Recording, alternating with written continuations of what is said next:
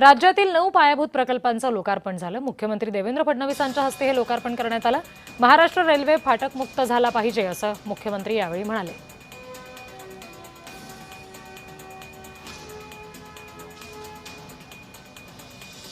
नागपूरमध्ये मुख्यमंत्री देवेंद्र फडणवीस यांच्या हस्ते लोकार्पण करण्यात आलं। राज्यातील 9 पायाभूत प्रकल्पांचं लोकार्पण झालं।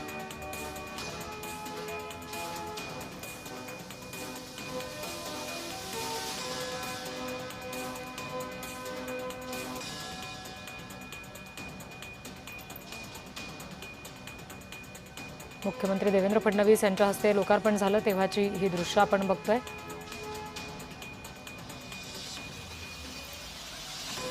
नऊ प्रकल्पांचं उद्घाटन एकाच वेळी आपण या ठिकाणी करतो।